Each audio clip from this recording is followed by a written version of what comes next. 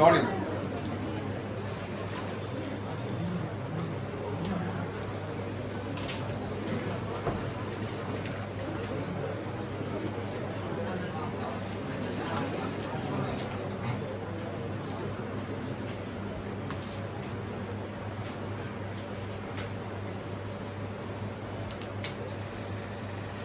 வணிக கல்வியும் கணக்கிடும். இந்த வணிக கல்வியும் கணக்கிட்டுல பார்ட் 1 பார்ட் 2 சொல்லி 2 பேப்பர் உங்களுக்கு வரும். ரெண்டும் சேர்ந்து உங்களுக்கு பேப்பர் வச்சுருக்கேன். 3 மணி நேரம் 10 நிமிஷம். 10 நிமிஷம் என்னதுக்கு? ஒவ்வொரு பேப்பர்லையும் 10 நிமிஷம் தருவாங்க. என்ன பார்ட் 2க்கு மட்டும் என்னதுக்கு? அதாவது கேள்வியை சூஸ் பண்ணுறது. கேள்வியை நீங்கள் சூஸ் பண்ணுறதுக்கு அந்த பொருத்தமாக உங்களுக்கு நல்லா தெரிஞ்ச கேள்வியை செய்கிறதுக்காக தான் அந்த 10 நிமிஷம் தரப்படும். இந்த நீங்கள் முதலாசிரியர் கேள்வி உங்களுக்கு நல்ல ஃபேவரேட்டான அடுத்தது நல்ல ஆன்சர் பண்ணக்கூடிய குயிக்க செய்யக்கூடிய கேள்வி அடிக்கும். அது எந்த பாடமாக இருந்தாலும் சரி தான். இந்த முதலாசிரியர் கேள்வி விரைவாக செய்யணும், சரியாக செய்யணும். இந்த முதல் 2-3 கேள்வி நீங்கள் நல்லா செய்யக்கூடாது. உங்களோட நல்ல எண்ணம் கொண்டு வரும் பேப்பர் மார்க் பண்ணுறாங்க. ரைட். அப்போ அந்த அடிப்படையில் எல்லா பேப்பரையும் நீங்கள் இலவான கேள்வி விரைவாக செய்கிற கேள்வி. இந்த போராங்கள்ல நீங்கள் டைம் வேஸ்ட் பண்ணாலும் நீங்கள் ஃபெடப் ஆகிடுவீங்க. அதையும் நாங்கள் பார்க்கணும். அப்போ அதில் இந்த பாடத்தை பொறுத்த வரைக்கும் உங்களுக்கு தெரியும், வணிக கல்விக்கு 40 விதமான புள்ளிகள் வழங்கப்படும். 40 விதமான கேள்விகள் வணிக கல்வியிலிருந்து உங்களுக்கு எடுக்கப்படும். அக்கவுண்டிங்கிலிருந்து கணக்கீட்டிலிருந்து 60 விதமான வினாக்கள் எடுக்கப்படும். அப்போ 100 விதமான வினாக்கள் நீங்கள் 40 வீதம் நீங்கள் பார்ட் 1 பேப்பரில் இருந்தால் 40 விதமான வினாக்கள் வணிக கல்வி 1 to 15 வரைக்கும் 16 வரைக்கும் வைக்கலாம். முதலாம் வினாவிலிருந்து 16ஆம் வினா வரைக்கும் பார்ட் வணிக கல்வி பிஸ்னஸ் ஸ்டடிஸ். அடுத்தது அக்கவுண்டிங்கிலிருந்து 15 40 வரைக்கும் வினாக்கள் எடுக்கப்படும். அதே மாதிரி தான் இங்கேயும் ஒரு கேள்வி முதலாம் கேள்வி வரும்போது கட்டாவினா என்ன? முதலாம் வினா கட்டாவினா அதில் முதலாவது கேள்வி கேஸ் ஸ்டடிகள். அதாவது ஒரு பந்தியை தந்துட்டு அதுக்குள்ள வினாக்கள் கேட்கப்படும். அதிலேயும் 4 கேள்வி தான் வணிக கல்வி கேள்வி.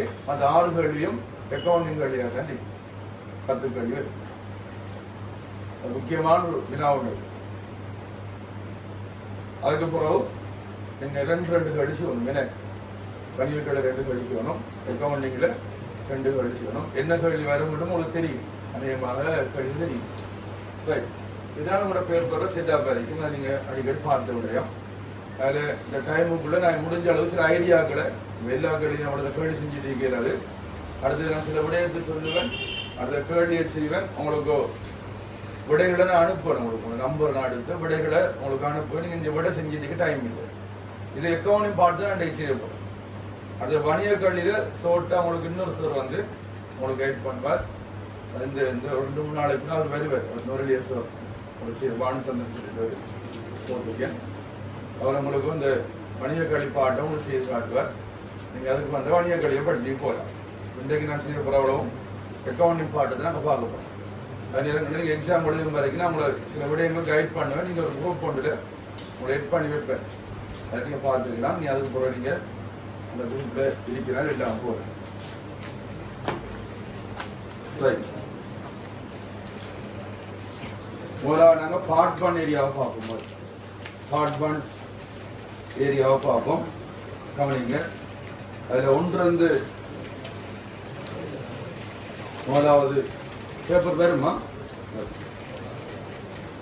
அடுத்து உங்களுக்கு வடை செய்ய தெரியும். உங்களுக்கு இந்த ஆன்சர் இதில் எழுதிடாதீங்கன்னு இதில் எழுத போகிறீங்க. ஆன்சருக்கு உங்களுக்கு ஏற்படும். ஆன்சர் சீட் ஒன்று தரப்படும். நீங்கள் பொருத்தமான விடையை எழுதணும். ஏன்னா நீ அதுக்கப்புறம் நீங்கள் என்ன எடுத்த விடையை இதை மார்க் பண்ணிட்டு வந்து வீட்டை சரி உழவாகுது. நீங்கள் 8 மார்க்ஸ் வந்துருக்கீங்க. அதோட விஷயம் முடிச்சு. இப்போ உங்களுக்கு எக்ஸாம்பிள் வந்து அடுத்த பாடத்தில் இந்த செஞ்ச பாடத்தை சரி உழவாங்கிற வீட்டை வந்து உமா மாதிரி வாப்பு மாதிரி தான் வைப்பாங்க. பாட்டு பார்ப்போம். பாப்பு மரங்கள் உமா மரங்கள் கேட்டு சரி படம் பார்த்து 8 மார்க்ஸ் வந்துக்கிட்டு பார்த்து அதோட கதை முடிஞ்சு. புலகஞ்சாயன் புலகஞ்சல் சொல்லி இன்னும் இந்த ஸ்காலர்ஷிப் பிடிச்சி நோய் போகலன்னு இது எக்ஸாம் முடிஞ்சு வரக்குள்ள அந்த பாடத்தை பற்றி கழிச்சிட்டு வர்றது. என்ன விட, அதுக்கு என்ன விட, இதுக்கு என்ன விட இனி அதோடய இதான உங்களுக்கு ஆகப்பெரிய ஒரு பலவீனமான விடயம் படிச்சு எந்த எக்ஸாம் வழியும் கூட நேரப்படாது. வெளியின பாடத்தை பத்தி பேசக்கூடாது. என்ன வெளியின பாடத்துல பாடத்தை பத்தி கிடைக்காம நாளைக்கு என்ன பாடம் இருக்கு. 6ஆம் தேதி எக்ஸாம் ஸ்டார்ட் ஆனா நாளைக்கு 16ஆம் தேதி எக்ஸாம் முடிஞ்சு. ஒவ்வொரு நாளும் எக்ஸாம் இருக்கு. காலையும் எக்ஸாம், மாலையும் எக்ஸாம். என்ன நீங்க 2 வருஷத்துக்கு மேல படிச்சிருக்கீங்க. 2 இயர்ஸ் தாண்டி 5ஆம் மாதம் எக்ஸாம் நடக்குது. அப்ப 2 வருஷத்துக்கு 1 வருஷத்துக்கு மேல நீங்க ஓலவர் படிச்சிருக்கீங்க. அப்ப எக்ஸாம் எழுதிட்டு அடுத்த பாடத்தை விட்டுருங்க. வெளியில பாடம் அதை பத்தி கதைக்காது. நீங்க விட எழுதிட்டு வந்தாலும் எக்ஸாம் எல்லா பாடம் முடிஞ்ச பிறகு பாருங்க. உங்களோட பாடம் 9 முடிஞ்ச பிறகு நீங்க எடுத்து பாருங்க. உங்களோட திருப்திக்கு நீங்க பாருங்க. இடையில பார்த்தாங்க. வீட்டையும் பார்க்கப்படாது. வீட்டையும் பேப்பர் கொடுக்காங்க. ரொம்ப மாட்ட கொடுக்காங்க. பேப்பர் சேர் மாட்ட கொடுக்காங்க. 2 கேள்வி கூட ஜெல்மினையும் அந்த கவலை மற்ற பாடத்தை பாதிக்கும். சரியா? இது ஓலவெல்ல பிரச்சனை இல்லை. 75 எடுத்தாலுமே தான், 99 எடுத்தாலுமே தான் ஓலவெல்ல. ஏலவெல்ல மிகப்பெரிய பாதிப்பு ஏற்படுச்சு. ஏலவெலுக்கு போகிறீங்க நீங்க. ஏலவெல் ஏலவெல் படிச்சுக்கொண்டீங்க. உண்மையா டிசம்பர் எக்ஸாம் நடந்தா ஏலவெல் 4 மாதம் படிச்சுக்கொண்டீங்க. அப்படிதான் எனக்கு ரிசல்ட் அவுட் ஆகிக்கணும். 4ஆம் மாதம் ரிசல்ட் அவுட் ஆகும். 3ஆம் மாதம் ஓலவெல் ரிசல்ட் அவுட் ஆகும். 3ஆம் மாதம் அப்ப ஹிந்தி படிக்கும். அதுக்காண்டி ஏழு என்னையாது பின்கால உங்களுக்கு ஏலாம் உரிய டேட்டு நடக்கும். அப்ப இந்த கம்பேர் பண்ற விஷயங்களை விட்டுருங்க. ஒப்புற வேலையில விட்டுருங்க. ரைட். அப்ப 1 தொடக்கம் 15 வரைக்கும் 16 வரைக்கும் உங்களுக்கு வணிகக்கல்வி செய்வார். சரியானே? உடத வேண்ட அனுப்புவான்னு தெரிஞ்சு. இப்ப 14ஆவது கேள்வி எடுக்கணும். பின்னாலக்கம் 14. ரைட்.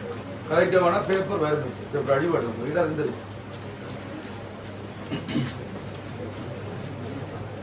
கீழ்வரும் நடவடிக்கைகளில் இருந்து சொத்தினையும் உரிமையாண்மையினையும் அதிகரிக்கும் விட சொத்து உரிமையாண்மை கேட்டா என்ன கேள்வி அடிக்கும்? இன்னும் அழகுன்னு சொல்லுமா? நீங்க இந்த கேள்வி என்ன அழகு கேட்க கணக்கிட்டு சமன்பாடு இருந்து கண்டுபிடிக்கணும். சொத்தும் உரிமையாண்மையும் அதிகரிக்கணும். எப்பயும் நீங்க உரிமை படிப்பாங்க ஒரு பாடசாலைகள்ல. அது உண்மையான பேரு உரிமையாண்மை தான் சொல்லுவாங்க. உரிமை எப்ப சொல்றல உரிமையாண்மை ஈக்விட்டின்னு சொல்லுவாங்க இங்கிலீஷ்ல. உரிமைன்னா ரைட்ஸ். அதுக்காண்டி உரிமைன்னு சொன்னா பெரிய தப்பு இல்லை. உரிமையாண்மைன்னு சொல்றாங்க. ரெண்டும் அதிகரிக்கிற கொடுக்கல் வாங்கல. காசுக்கு பொருள் வாங்கினா என்ன செய்யும் சொல்லுமா? அப்ப நீங்க காசுக்கு பொருள் வாங்கினா என்ன நடக்கும்? காசுங்கிற சொத்து கூடி குறைஞ்சி இருப்புங்கிற சொத்து கூடும். பொருள் வாரத்தர இருப்பு கூடும், காசு குறையும். அப்ப சொத்து மாறாது. சொத்து குறையுமா? சொத்து மாறாது. அப்ப பிள்ளை உரிமையாளர் 1,50,000 ரூபாய் பெருமையான மோட்டார் வாகனத்தை நிறுவனத்தின் முதலீடு செய்தார். மோட்டார் வாகனத்தை முதலீடு செஞ்சா என்ன நடக்கும்? சொத்து அதிகரிக்கும், உரிமையாண்மையும் அதிகரிக்கும். அது ஒரு மூலதனம். உரிமையாளர் கொண்டு வந்த என்ன மூலதனம் உரிமையாண்மையை கூட்டும், மோட்டார் சொத்தை கூட்டும். அதான் கேள்வி. அதான் படி. எத்தனாவது ஆன்சர்? 2வது படி. அப்ப 3 படையா இருக்கும். என்ன எக்ஸாம்ல விட வந்தா மார்க் பண்ணிட்டு அடுத்த எழுதி போயிடும். இப்ப நான் 2 விடண்டா மத்த 3 பலன்னு புரிவாங்க. வங்கி கடனை கொடுத்தா என்ன நடக்கும் சொல்லுங்க? வங்கி கடனை கொடுத்தா இது நடக்கும். காசுங்கிற சொத்தும் குறையும், வங்கி கடனுங்கிற பொறுப்பும் குறையும். சொத்தும் குறையும், பொறுப்பும் குறையும் இருந்தா இதுபடி இருக்கும். காப்புறுதி கட்டணம் கொடுத்தா என்னையும் காப்புறுதி ஒரு செலவு. செலவோட பண்பு என்ன? செலவுண்டு மைண்டுக்கு வந்து அது உரிமையாண்மையை குறைக்கும். என்ன லாபத்தை குறைக்கிறது. அப்ப காப்புறுதி கட்டணம் கொடுத்தா என்னையும் செலவு உரிமையாண்மையை குறைக்கும், காசுங்கிற சொத்தையும் குறைக்கும். சொத்தும் குறையும், உரிமையாண்மையும் குறையும். ஆகவே அதுவும் விடங்கு.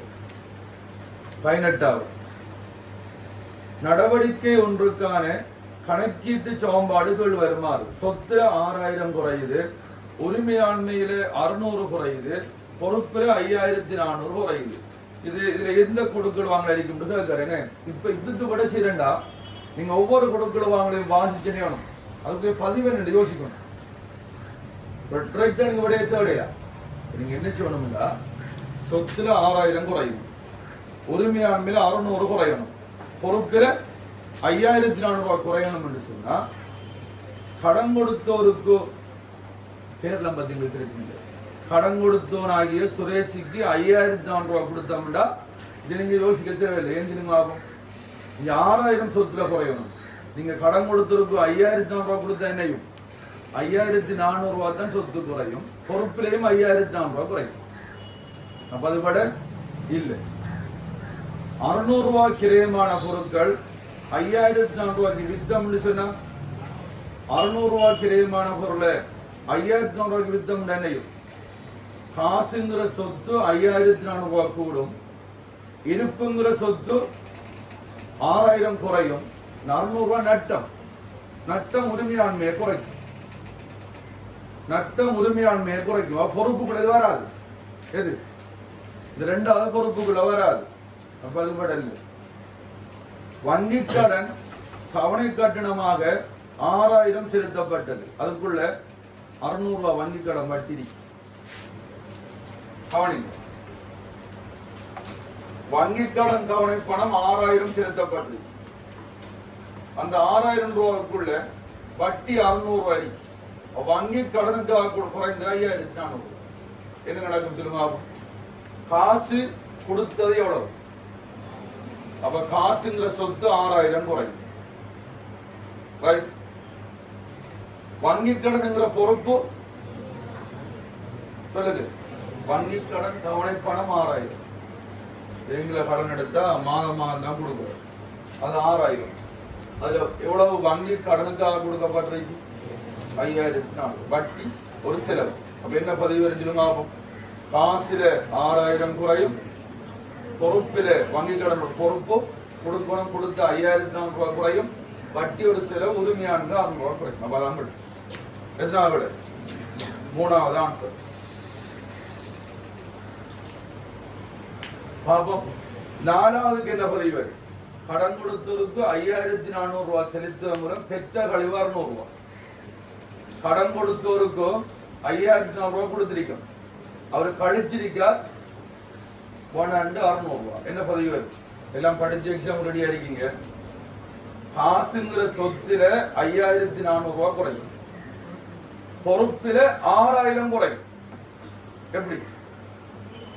கொடுத்தது 5400, கழிச்சது 600. கொடுத்தாலும் குறையும், கழிச்சாலும் குறையும். அவ்வளவு குறையும். பொறுப்பில 6000 குறையும். பெற்ற கழிவு வருமானம் உரிமையாண்மை கூடும். என்ன பதிவு லாபம்?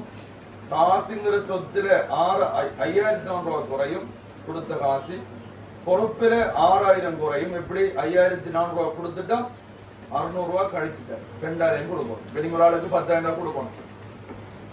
9000 கொடுத்தா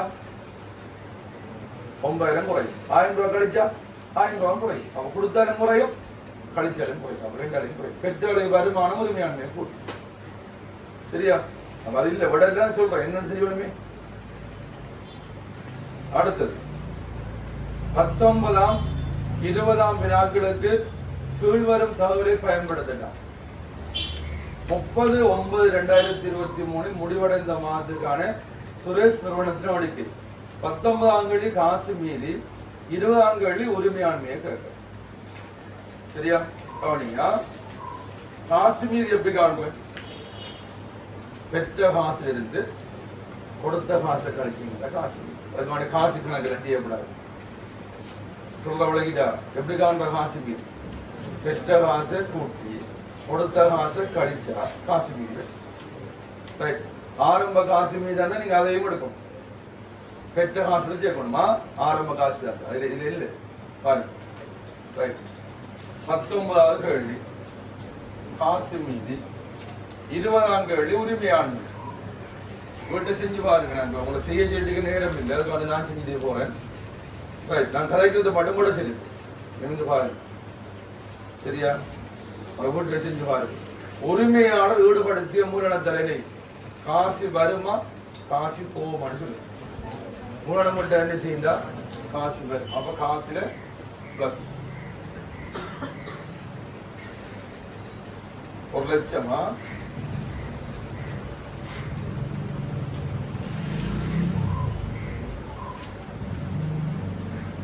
காசுக்கு கொள்வனவு 80 ரூபாய். என்ன? காசுக்கு வாங்கின காசு கொடுத்த காசு குறையும் 80. சரியா? காசு வரும்னா பிளஸ் பண்ணுங்க, போகும்னா மைனஸ் பண்ணுங்க. சரியா? கொள்வனவு செய்யப்பட்ட பொருட்கள் யாவும், அந்த 80,000 ரூபாய்க்கு வாங்கின பொருட்கள் யாவும் விற்று பெற்ற காசு 1,10,000. பெற்ற காசு 1,10,000. கவனிங்க, 80,000 ரூபாய் பொருளை 1,10,000 வித்திருக்கீங்க. அப்ப எவ்வளவு லாபம் சொல்லுங்க? 30,000 லாபம். லாபம் இணையும் மூலதனமும் உரிமையாண்மையை கூட்டும் 1,00,000, லாபமும் உரிமையாண்மையை கூட்டும் 30,000. கவனிங்க, மூலதனம் விட்டா காசு கூடும், மூலதனம் விட்ட உரிமையாண்மை 1,00,000. காசு பொருள் வாங்கினா காசு குறையும், அது உரிமையாண்மைக்கு வராது. அந்த 80,000 ரூபாய் பொருளை நாம 1,10,000 வித்தானே, காசு 1,10,000 கூடும். 80,000 ரூபாய் பொருளை 1,10,000 வித்தா 30,000 எங்களுக்கு என்ன லாபம்? உரிமையாண்மையை கூடும். அடுத்தது கட்டடம் காசுக்கு கொள்வனவு, காசு குறையும் 40,000 மைனஸ், அது சொத்து. சம்பளம் என்ன? காசு குறையும் 8,000.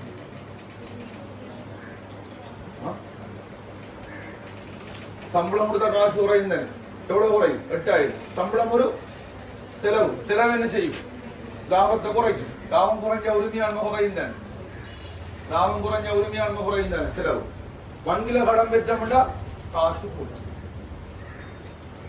பாருங்க, 2 கேள்விக்கு மட்டும் வருது பாருங்க. ஒரு 2 எடுக்கப்படும், 2 கேள்வி கேட்டா ஒரு அந்த படி எடுக்கு பாருங்க. பெற்ற காசை கூட்டிங்கன்னா 2,40,000. கொடுத்த காசை கூட்டிங்கன்னா 1,28,000. சரியா? பெற்ற காசு இந்த கொடுத்த காசை கழிச்சிங்கன்னா காசு மீதி வருது. கவனம், இதுல ஆரம்ப காசுமே தரல, இதுதான் அதையும் மறந்தாரு. ஒன்றுமில்ல, பிழைக்கும் படவே, கொள்ளையாச்சும் படவே. தமிழ் படங்கள் உங்களுக்கு நிமிந்து பார்க்கணுமா? நீங்க எழுதிட்டீங்க ஓப்ப கவனி. சரியானே? பெற்ற காசுல கொடுத்த காசு கிடைச்ச எவ்வளவு வரும் திரும்பாகும்? 1,12,000 ரூபாய் விடைய வரும். எங்களுக்கு விட 2வது ஆன்சர். சரியா? உரிமையான் பாருங்க, மூலதனம் உரிமையாண்மையை கூட்டும், லாபம் உரிமையாண்மையை கூட்டும், சம்பளம் செலவு லாபத்தை குறைக்கும், லாபம் குறைஞ்ச உரிமையாண்மை குறையும். 1,22,000 ரூபாய் உரிமையாண்மை வரும். 1,22,000 ஆன்சர் ரேக்கு முதலாவது. சரியா? முதலாவது விட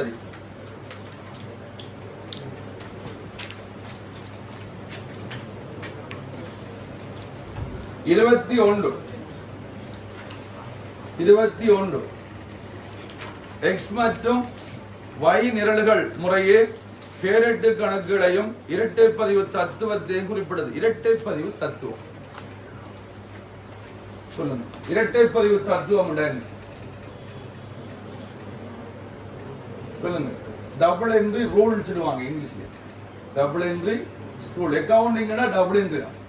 இரட்டை பதிவு வழங்கினா தான் அக்கவுண்டிங் வழங்கும், இல்லாட்டி அக்கவுண்டிங் வழங்காது. சொல்லுங்க. சொத்துக்கள் என்ன மீறி? சொத்துக்கள் என்ன மீறி? பொருளாதார நன்மையை தரும், அதாவது வரவு. சொத்துக்கள் வரவு மீறி. கூட்டணும்டா வரவுல பதியணும், குறைக்கணும்டா செலவுல பதியணும். இதான் இரட்டை பதிவு தத்துவம். பொறுப்பு என்ன மீறி? கொடுத்தா நிதி வழி வரும், அதாவது செலவு மீறி. பொறுப்பு எல்லாம் பொறுப்பு செலவு மீறி. கூட்டணும்டா செலவுல பதியணும், குறைக்கணும்டா வரவுல பதியணும். அதாவது அந்த மீதி சொல்றீங்களே, அந்த பக்கம் பேஞ்ச எண்ணையும் அதிகரிக்கும், அதுக்கு ஒப்போசிட்டா பேஞ்சா குறையும். அதான் இரட்டை பதிவு தத்துவம் அல்லது இரட்டை பதிவு விதி. இங்கிலீஷ்ல எப்படி சொல்லுவாங்க? டபுள் என்ட்ரி ரூல் சொல்லுவாங்க. RULE விதி, பிரின்சிபிள் சொல்லுவாங்க.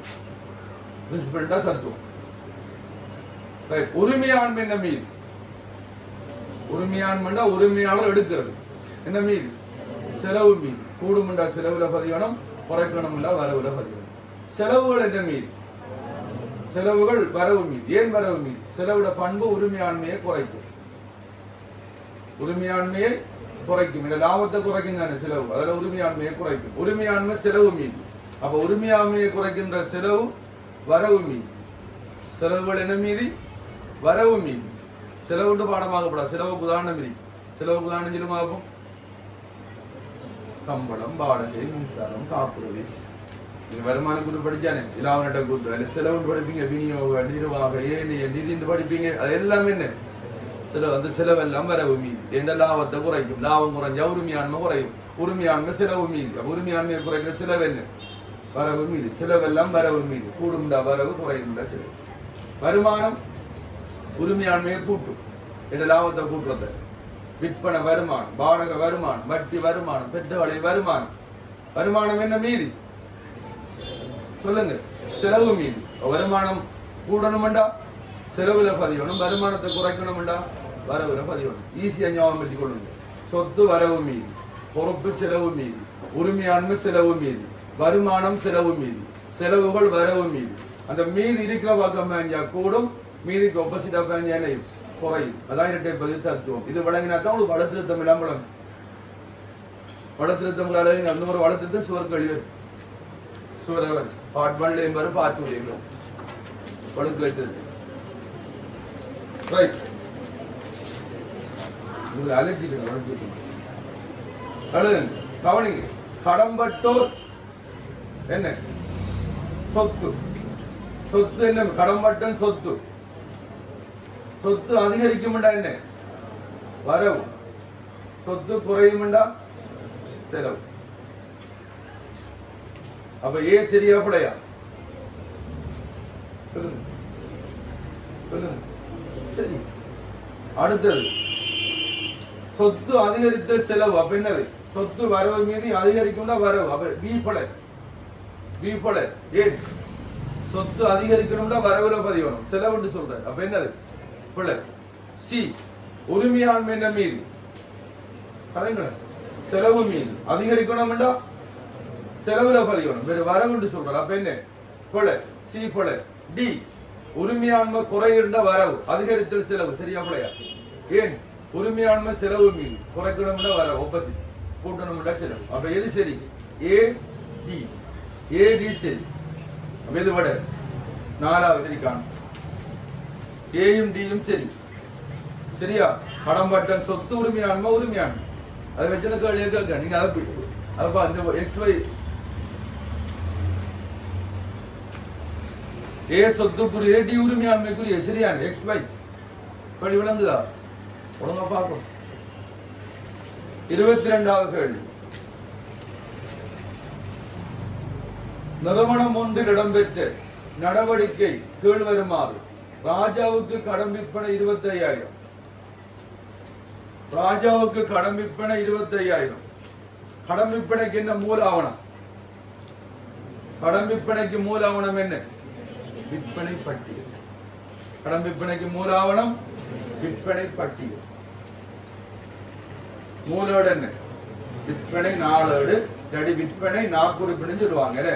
விற்பனை நாளோட்டுக்கு இன்னொரு பேர் சொல்லுவாங்க என்ன? விற்பனை நாட்குறிப்புன்னு சொல்லுவாங்க. அப்ப என்ன விட கடன் விற்பனைக்கு விற்பனை பட்டியல், மூலோடு விற்பனை நாளோடு. மூலோடு என்ன? முதல் பதிவு. எங்க இருக்கு ஆன்சர்? முதலாவது விட சொல்லுங்க. கடன் கொள்வனவுக்கு என்ன மூலாவணம்? கடன் கொள்வனவுக்கு என்ன மூலாவணம்? கொள்வனவு பட்டியல். காசு பெற்ற என்ன மூலாவணம்? காசு பெற்ற என்ன மூலாவணம்? பத்திச்சு. காசு கொடுத்த என்ன மூலாவணம்? கொடுப்பனவு கைச்சார். ஒரு மோட்டார் வாகனம் கடனுக்கு வாங்கினா, மோட்டார் வாகனம் கடனுக்கு வாங்கினா 4 கைச்சார். என்ன சொல்ற? நாட்குறிப்பு கைச்சார். சரியா? அதுக்கு மூலோடு மோட்டார் வாகனம் கடனுக்கு வாங்கினா, களவாடம் கடனுக்கு வாங்கினா சொல்லுங்க. பொது 4 பொது நாட்குறிப்பு. சுவரவர்கள் பெண்கள் சுவரவர்கள் மூலாவணம் மூலோடு சுவரவர் 2 கேள்வி வரும் குறைஞ்சது. 23வது நடவடிக்கை ஒன்றுக்கான இரட்டை பதிவு. கடன் கொடுத்தோர் கணக்கு வரவு, காசு கணக்கு செலவு. இது என்ன கொடுக்கலாம்? கடன் கொடுத்த கணக்கு வரவு, காசு கணக்கு செலவு. கடன் கொடுத்த பொறுப்புடா. கடன் கொடுத்த பொறுப்பு தானே. பொறுப்பு என்ன? மீதி. செலவு மீதி. காசு கொடுத்தா குறைக்கணும். அப்ப கடன் கொடுத்த கணக்கு வரவு, காசு கணக்கு செலவு. அப்ப என்னது? கடன் கொடுத்தவருக்கு கொடுத்த காசு எங்க இருக்கு விட? மூணாவது விட. கடன் கொடுத்தவருக்கு கொடுத்த காசு மூணாவது ஆன்சர். பாப்போம் கடன் கொள்வனவுக்கு என்ன ரெட்டை பரிசு. பாப்போம் கடன் கொள்வனவுக்கு ரெட்டை பரிசு. கொள்வனவு கடன் கொடுக்கும். கொள்வனவு கணக்கு வரவு, ஏழு செலவு. கடன் கொடுத்த கணக்கு செலவு. பெற்ற கழிவுக்கு என்ன ரெட்டை பதிவு. பாப்போம் பெற்ற கழிவு 8000க்கு என்ன ரெட்டை பதிவு சொல்லுங்க. பெற்ற கழிவுக்கு ரெட்டை பதிவு என்ன? கடன் கொடுத்த கணக்கு வரவு, பெற்ற கழிவு கணக்கு செலவு. டேய் கழிவு பெற்றோம்னா கடன் கொடுத்தோம்ல கழிக்கிறடா. கடன் கொடுத்துற என்ன மீதி?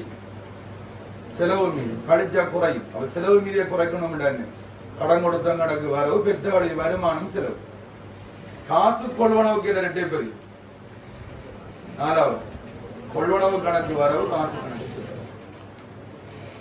கொள்வனவு செலவா சொத்துன்னு சொல்லப்படாது. கொள்வனவு செலவு தான் சொல்லணும். கொள்வனவு செலவு. சரியா? 24 கீழ்வரும் அட்டவணை பேரட்டு கணக்கு வகையையும் பேரட்டையும் உள்ளடக்கியுள்ளது. 2 நிரல்களும் பொருந்தக்கூடிய சரியான தொகுதி. இதுல சொத்து எது? பேரட்டு கணக்குல பாருங்க. எது சொத்து? பி காசு. பொறுப்பு எது? கடன் கொடுத்தோம். சி வருமானம் எது? பெற்ற வட்டி. டி செலவு எது? காப்புறுதி. அப்ப என்ன ஆன்சர்? பி சி டி ஏ. எங்க இருக்கு வட? சொல்லுங்க. நாலாவது ஆன்சர் என்ன வகை? நீங்க சொல்லுங்க. காப்புறுதி என்ன? செலவு. காசு என்ன? சொத்து. கடன் கொடுத்தோர் என்ன? பொறுப்பு. பெற்ற வட்டி என்ன? வருமானம். சரியா? 25 30/11/2023 ஜனகி நிறுவனத்தின் சில்லறை காசட்டின் பகுப்பாய்வு நிரல்களின் கூட்டுத்தொகை எல்லாம் தந்து விட்டு மீள் நிரப்ப வேண்டிய தொகை என்ன கேள்வி? சில்லறை காசு. மீள் நிரப்ப வேண்டிய தொகை என்ன சொல்லுங்க. செலவழிச்ச காசை பெற்றுக்கொள். செலவழிச்ச காசை பெற்றுக்கொள். அப்ப சொல்லுங்க. செலவோடையும் கூட்டுங்க. பிரயாண செலவு, உபசரண செலவு, காகிதம் இந்த எழுது கருவியா, தபால் செலவோடையும் கூட்டுங்க. அந்த காசட்டு மீதியை கூட்டுறாங்க. செலவை கூட்டுங்க. 270 520 290 60 அவ்வளவு கூட்டினா எவ்வளவு வருது?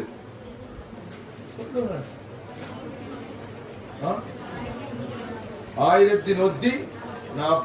அதான் என்ன செலவழிச்ச காசு. அதான் நம்ம என்ன செலவழிச்ச காசு மூணு நிரப்புறோம். விட மூணாவது. இப்படி கேட்டா கொஞ்சம் கவனிங்க.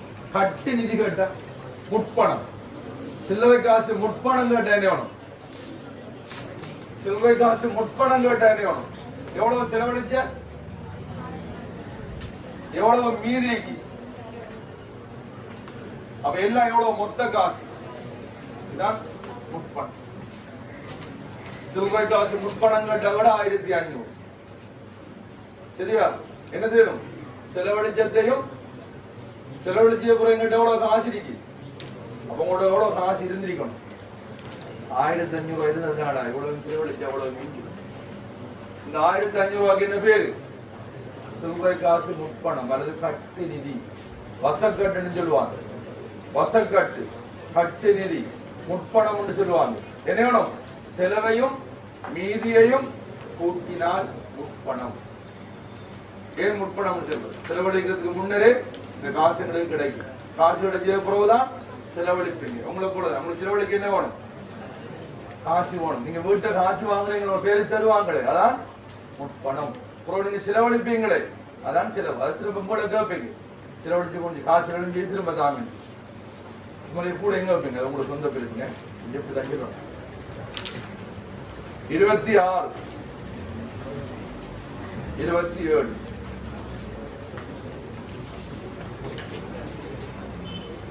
26 27ஆம் வினாக்களுக்கு விடையளி வினாக்களுக்கு கீழ்வரும் தகவலை பயன்படுத்த சொல்றது. காசு கணக்கு தந்திரிக்கார், விற்பனை நாளேடு தந்திரிக்கார், பொது நாப்புறுப்பு தந்திரிக்கார், கொள்வனவு நாளேடு தந்திரிக்கார். 26 சூர்யா களபாட கம்பெனி அண்டர்லைன் பண்ணிக்கொள்ளும். என்னண்டா தம்பி கதைக்காம கவனிக்கணும். கதைக்காம கவனிச்சுக்கிட்டதான் போடாங்க. சரியா? நான் தான் ஃபுல்லா கதைக்க போறேன். டைம் இன்னைக்கு டைம் கூட ஃபுல்லா எல்லாத்தையும் அளவுக்கு சொல்லி உங்களை அனுப்பணும். இது மட்டும் பாடம் இல்லை, உங்களுக்கு படிச்சிருப்பீங்க.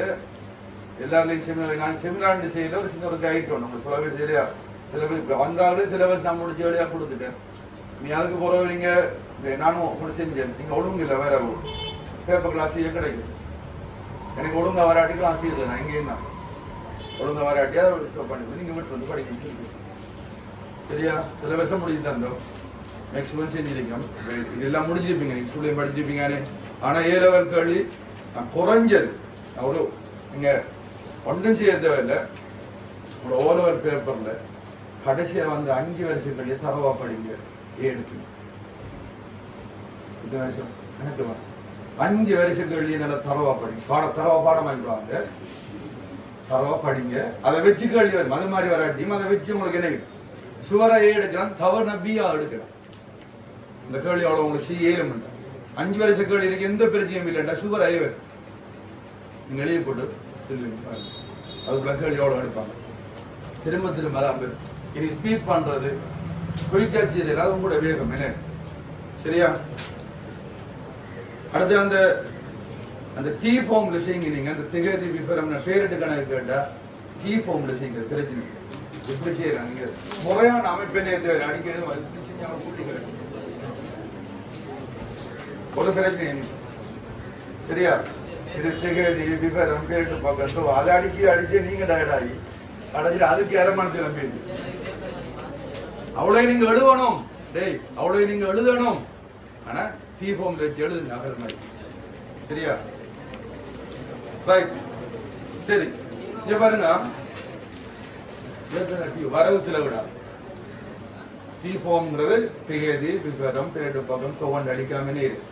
T வடிவில் இருக்கு. அந்த 7 கேலோட் பண்ணிக்காங்க. உங்களுக்கு இங்க ஃப்ரீயாகலாம். 7 வேலைக்கு நாங்க இப்படி தங்கி இருக்கு. நீங்க அந்த ஃப்ரீயாகலா என்ன நீங்க ரைட். ஒரு வணிகம் பாருங்க.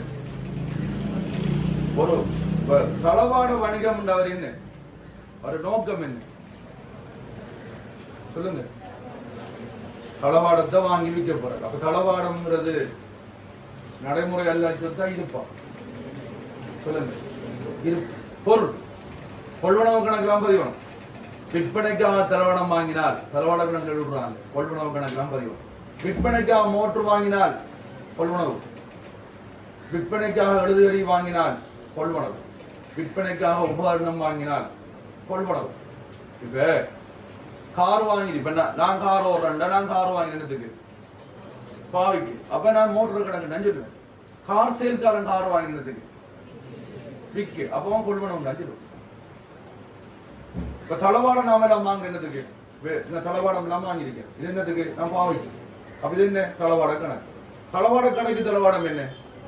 கொள்வனவு. ஆகவே விற்பனைக்காக வாங்குவதெல்லாம் பொருள், விற்பனைக்காக வாங்குவதெல்லாம் கொள்வனவு. இதை மறந்துடாங்க. இதை வச்சு கேள்வி வரும். சரியா?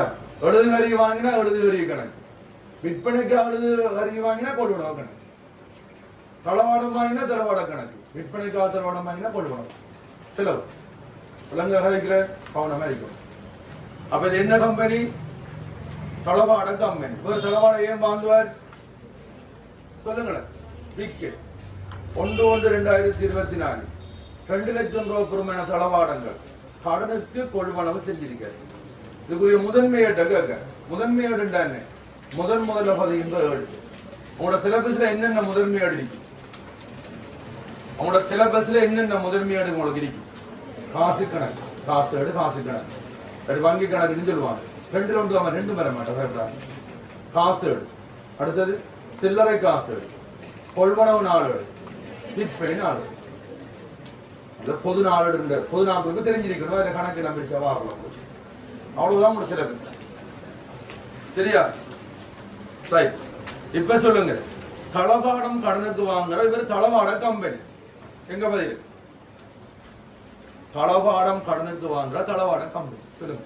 கொள்வனவு 4 பேர். சொல்லுங்க. தளவாடத்தை பாவிக்க வாங்கினா, தளவாடத்தை பாவிக்க வாங்கினா பொது 4 பேர். விளங்குது உங்களுக்கு? அப்ப இதுக்கு என்ன விட?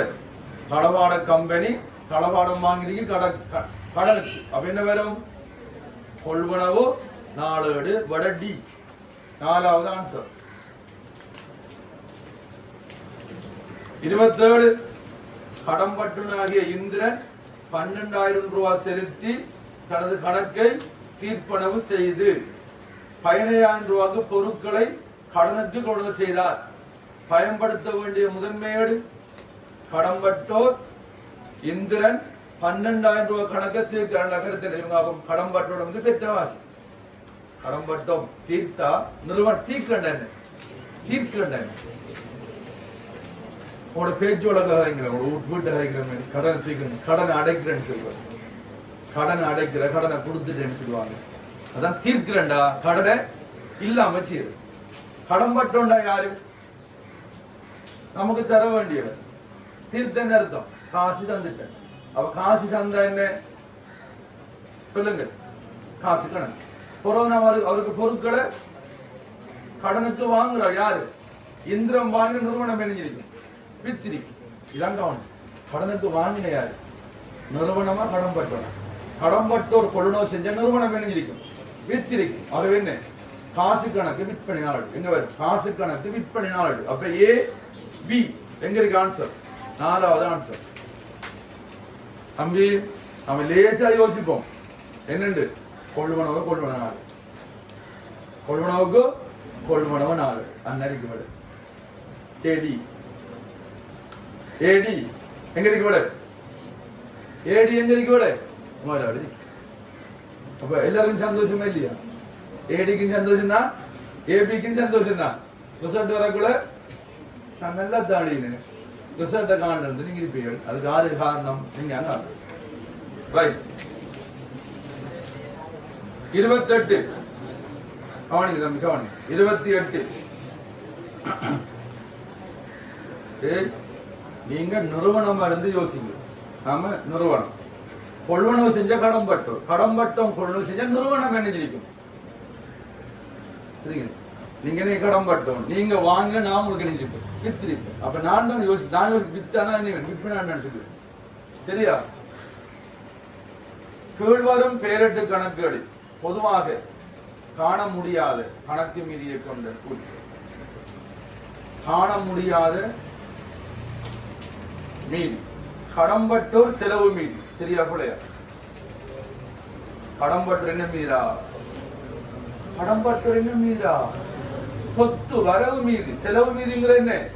பட. அதான் பட. அதான் பட. என்ன கேள்வி? காண முடியாத மீதி. சரியா? என்ன கேள்விடா? காண முடியாத மீதி. கடம்பட்டோர் என்ன மீதி? சொத்து வரவு மீதி. செலவு மீதி காணல. பெத்த வழி என்ன மீதி? செலவு மீதியா? நீ காண செலவு மீதி காணலையா? நீங்க இந்த உலகத்துக்கு கண்ட வங்கி கடன் பொறுப்பு செலவு மீதி. சரியானே? முதலீடு சொத்து. மூலதனம் வர முதலீடு குழம்பிடாங்க. மூலதனம்ங்கிறது உரிமையாளர்களால் விடப்படுது. முதலீடுங்கிற என்ன? நிறுவனம் வேறு நிறுவனங்களை பணத்தை இன்வெஸ்ட் பண்றது. சரியான? முதலீடு என்ன? சொத்து. மூலதனம் என்ன? சொல்லுங்க. மூலதனம் உரிமையாண்மை. அது செலவு மீதி. முதலீடு சொத்து. இன்வெஸ்ட்மெண்ட் சொல்லுவாங்க இங்கிலீஷ்ல. சொத்து வரவு மீதி. சரியா? விட முதலாவது 29 30/10 அசோகா நிறுவனத்தின் வங்கி கணக்கு மீது 15,600 ரூபாய். ஆனால் வங்கியினால் அனுப்பப்பட்ட வங்கி கூட்டு வேறு மீதியை காட்டியது. இதற்கான காரணங்கள் அது சிம்பிளா சொல்றது. இது பார்ட் 2 இந்த முறையில் பார்க்கலாம். பார்ட்ல வர மாட்டான்னு சொல்லிடுறது வரலாம்.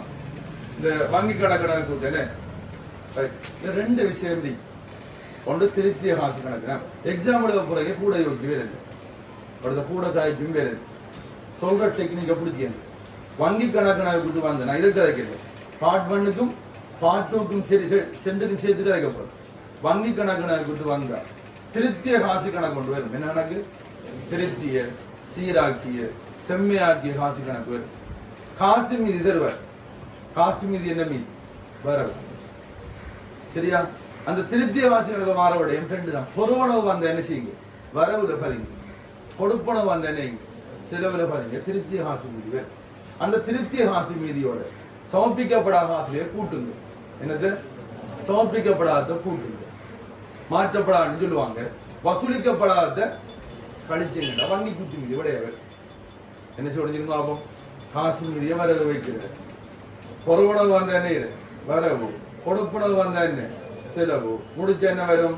திருத்திய காசு மீதி வரும். அதை வங்கி கணக்கு கொண்டு வர. வங்கி கணக்கு கூட்டுல சமர்ப்பிக்கப்படாத கூட்டுங்க, வசூலிக்கப்படாத கழிங்க, வங்கி கூட்டு மீதி வரும். எந்த அளவுக்குன்னா நீங்க வங்கி கூட்டு மீதி எழுத மட்டும் ஒரு புள்ளிட்டு அந்த சில ஆக்கள் அந்த திருத்திய காசு மீதியோட செம்மையாக்கிய காசு மீதின்னு சொல்லுவீங்கன்னு சமர்ப்பிக்கப்படாத கூட்டி வசூலிக்கப்படாத கழிச்ச வார விடவன்னு வங்கி கூட்டு மீது எழுத மாட்டோம். வங்கி கூட்டு மீது எழுத மாட்டேங்கன்னா புள்ளி கட்டாயம் எழுவோம். அதுக்காண்டி வானா கூனா மீன் விடுவாங்க. வங்கி கூட்டு மீதிந்து ரைட்டிங் எழுவோம். வானா பூவன்னா மீன் எழுதிங்கன்னா புள்ளி தர மாட்டாங்க. சரியா? அதுல கிராம கொடுத்து இந்த சுருக்கி எல்லாம் கடுமையாக எழுதலாம். சிட்டி எழுதணும். ரைட்டிங் ரைட்டிங் முக்கியம். சிலதை சோட் எழுதுறதுக்கு இல்லை அவுட் இருக்கு. சிலதை நீங்க சோட் எழுத இல்லை அவுட் இருக்கு. கணக்கு நீங்க காணாக்கு எழுதலாம். அதுக்கு அவுட் இருக்கு. கணக்கு நீங்க சரியா? காணா கணக்கு எழுது காணா கோஸ் கூட அதுக்கு அவுட் இருக்கு. உற்பத்தியை நீங்க ஊனாத்தின எழுதல. உற்பத்தி நீங்க ஊனா இத்தனை போட்டுதான் உற்பத்தி ஊனாத்தினோட உத்திருப்போம் பெருமை. ஊனாத்தினாவோட உத்திருப்பதுக்கும் ஊனாத்தினாரு உற்பத்திக்கு ஊனாத்தினாரு அப்ப கூட நீங்க என்ன எடுக்கலாம் விளங்கிட்டா?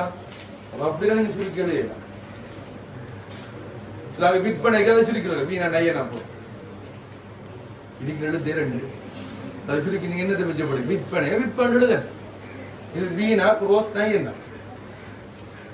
இல்ல அதெல்லாம் செய்யல. அது பார்க்கறதுக்குள்ள இருக்கு. சரி ஒரு வாங்கி விட்டுடுவான். பேப்பர் பார்க்கறதுக்குள்ள இருக்கீங்கன்னா நீங்க பேப்பர் பார்க்கிறவன் நல்ல வேண்டி நீங்க செய்யப்படாம். பேப்பர் பார்க்கறவள் கடுமையா ஸ்டிக்க பார்ப்பாங்கன்னா நம்ம விட கொடுக்கணும். சரியா? என்னோட பேப்பர் உங்க ஸ்கூல் டீச்சர் மாதிரி இருக்க மாட்டாங்க. பேப்பர் பார்க்க ஸ்கூல் டீச்சர்கிட்ட போய் டீச்சர் பார்த்து செய்யுங்களேன். என்ற கூட சின்னதுக்கு இதுக்கு இப்படி கூட ஓட்டுங்க பார்த்து இந்த மார்க்ஸ் போடுங்க. நீங்க யார்கிட்ட கேட்பீங்க? அந்த எல்லாம் கிடையாது. இங்க பாருங்க, வங்கி கணக்கு மீது வந்திருக்கார் கேள்வி. வங்கி கூட்டு மீது கேட்டிருக்கார். அப்ப நீங்க என்ன செய்யணும்? முதல் என்ன வேணும்? இந்த வங்கி கணக்கு திருத்தணும்.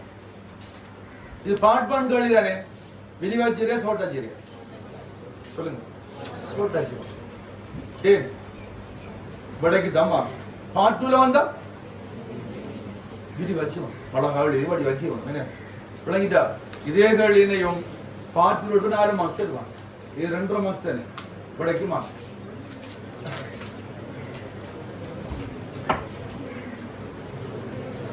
கவனிங்க.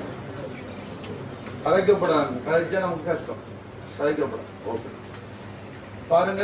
வங்கி கணக்கு மீது 15,600 இதை திருத்தணும். முதலாயிரம் திருத்தணும். எப்படி திருத்துற? புறவனவை கூட்டி கொடுப்பனவை கழிச்சு. காசு வந்தா கூட்டு, காசு போனா கழி. நான் டீ ஃபார்ம்ல செய்யல கூட்டி கழிக்க போறேன். நீங்க இருக்கிறீங்க அவங்க சார் மாதிரி டீ ஃபார்ம் அடிச்சா அதுல 15 ஆட்கள். அது பார்ட் 2. இவ்வளவு நீங்க டீ ஃபார்ம் அடிச்சு செஞ்சானே என்ன டைம் வேஸ்ட். எக்ஸாம் எழுத போறீங்க. சோட்டா சொல்லி தரங்க எடுக்கு. ரைட். நேரடி வைப்பினையும் ஒரு பொறுவனவு. அப்ப காசு கணக்கு வரவு. அப்ப கூட்டு. வங்கி கட்டணம் ஒரு செலவு கழிப்பு. செலவு தான் வங்கி கட்டணம். அடுத்தது சமர்ப்பிக்கப்படாத ஆசில வசூலிக்கப்படாத ஆசில எதுக்கு தேவைப்படும்? அது வங்கி கணக்கு வாரது. அப்ப இதை முடிச்சா திருத்திய காசு மீது வரும். பாரு, காசு மீது 15,600 நேரடி வைப்பு பொறுவனவு வரவுண்டா கூட்டும் வங்கி கட்டணம் செலவுண்டாக்காடி. அப்ப எவ்வளவு ரெண்டு செலவு ஆகும்? 17,600 ரூபாய். சரியான 17,000. இது என்ன கேள்விக்கு விட? என்ன கேள்விக்கு விட? திருப்தி ஹாசி மீது கேட்டது 50. எங்க இருக்கு விட? அது விட இல்லை, அங்க இருக்கு. எங்க இருக்கு? 3வது விட இருக்கு பாருங்க. சந்தோஷம் தானே அது. நீங்க வங்கி கூட்டு மீதிய காண்ட்ரோலை விட இதை இவனுக்கு குயிக்கா விட முடியும், குயிக்கா செஞ்சிருவான். சரியா? இது என்ன கேள்வி? பிள்ளையா நோக்கி அனுப்பிடாது. டிரான்ஸ்மிஷன் இந்த பாடம் இல்ல, எம்சிக்கு எல்லா பாடம் அப்படி. சொல்லுங்க, இப்ப என்ன நம்மள கேட்ட வழி என்ன? சொல்லுங்க, என்ன செய்யணும்? இதோட சமர்ப்பிக்கப்படாத கூட்டி வசூலிக்கப்படாத கழிக்கிறது. சமர்ப்பிக்கப்படாத விளைவு என்ன? சொல்லுங்க. சமர்ப்பிக்கப்படாத காசு என்ன? காசட்ல செலவுல பதியப்பட்டிருக்கும், கொடுக்கப்பட்டது வங்கிக்குள்ள வரவுல பதியது. காசட்ல செலவுல பதியப்பட்டு வங்கிக்குள்ள வரவுல பதியலண்டா அது சமர்ப்பிக்கப்படாத காசுகளை. அதனால காசு மீது குறையும், அதெல்லாம் கூட்டும். வசூலிக்கப்படாத என்ன? வைப்பு செய்யப்பட்ட காசுகளை காசட்ல வரவுல பதியப்பட்டிருக்கும், வங்கிக்குள்ள செலவுல பதியல. காசட்ல வரவுல பதியப்பட்டிருக்கும், வங்கி கூட்டில செலவுல பதியல. அதுக்கு பிறகு வசூலிக்கப்படாத காசுகளை. அதுல காசு மீதி கூடும், வரவு ஜிகரை. அப்ப அதில் கழிக்கப்பட வங்கி கூட்டி மீதிக்கு சமனாயிடும். ரைட், நீங்க இதெல்லாம் யோசிக்க தேவையில்லை. சமர்ப்பிக்கப்படாத காசோட என்ன? காசு மீதி குறையும், கூட்ட வேணும். கூட்டங்கண்டா 20,000 பேரும். வசூலிக்கப்படாத 2,000 கழிச்சுங்கண்டா வங்கி கூட்டு மீதி 18,000 விட.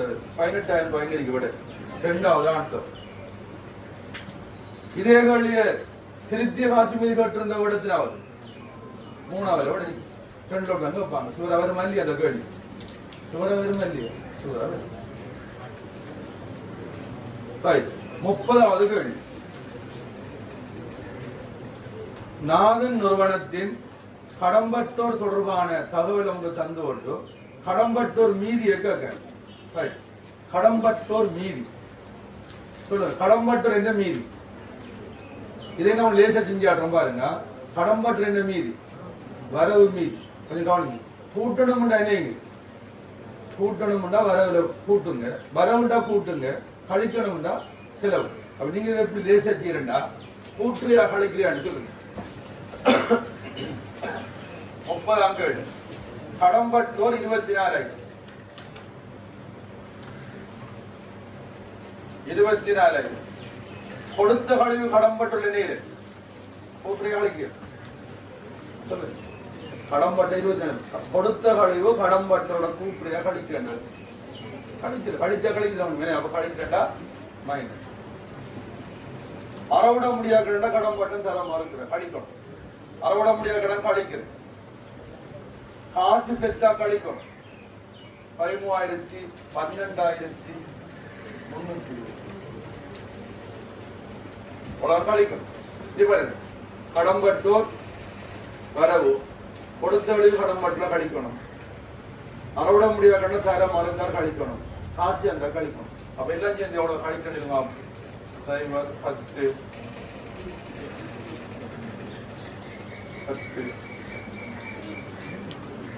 16,000 ரூபாய் கழிக்க வேண்டிய. 24,000 16,000 கழிச்சு எவ்வளவு மீதி? 10,000 நம்பர். 10,000 எங்கிரி? 4வது ஆன்சர். 4வது விட. இதுக்கு நீங்க கடம்பட்டங்கள் அது செஞ்சு பேசிக்கிட்டே உங்களுக்கு டைம் போகும்.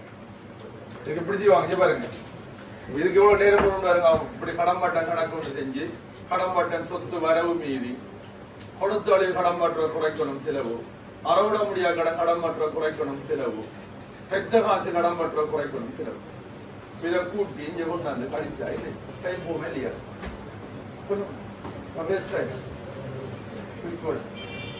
சரியா? உடனே வேணும். எம்சிக்குள்ள முக்கியம் டெக்னிக். குயிக் எடுக்கணும். சுத்தி வளர்ச்சிங்க என்னையோ டைம் போயிட்டு. 31வது கேள்வி கவனிங்க. 31வது கேள்வி நல்ல கேள்வி ஒன்று, வித்தியாசமான கேள்வி. இந்த கேள்வி வார எக்ஸாமுக்கு கொஞ்சம் டிஃபரெண்டான கேள்வி. கவனிங்க. குறித்த நிறுவனம் ஒன்றில் மோட்டார் வாகனம் தொடர்பான தகவல் கீழே தரப்பட்டு மோட்டார் வாகனத்திற்கு நேர்கோட்டு முறையில் பெருமானத்தை மேற்கொள்ளப்படுகின்றது. இத்தேவண்ட நீங்க எழுதலாம்.